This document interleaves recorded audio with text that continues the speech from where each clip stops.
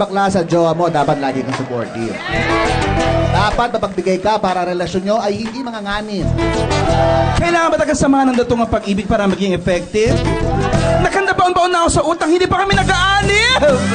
Gulo-gulo, litong-lito ang buhay ng bakla. Nilulunok ang hirap kahit na anong bakla. Gulo-gulo, litong-lito ang buhay ng bakla. Kaya dinadaan ko na lang dito sa tintula.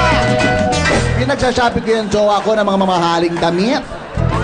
Mamahaling sapatos, kaya naman ang credit card ko palaging gamit. Buti ka nga manager ka sa bangko, ako ano pa, isang yakit. Sa kanya lahat napupunta ang kita ko sa paggugupit. Yung jowa ko nagpabili sa akin ng bike para meron daw siya magamit. Eh yung jowa ko naman, ipinangungutang ko pambili daw ng helmet. Kaya naman ako, panay ang luhod ko na nalalangin sa langit. Eh ang laki na puhunan ko, wag sana niya ako ipagpalit.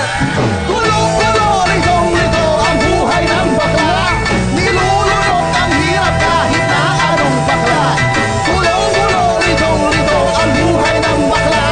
Kaya dinadaan ko na lang dito sa tintula.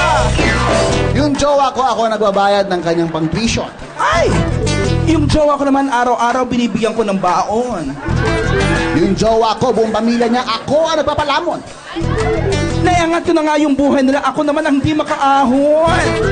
Isang cheque akatumbas para lang mahalikan ko siya. Ako para lang mayakap ko siya, kailangan ko pang magbasag ng alkansya. Pero alang-alang kay Rodrigo, gagawin kong lahat para sa kanya. Teka! Jowa mo si Rodrigo? Oh, bakit? Jowa ko rin siya!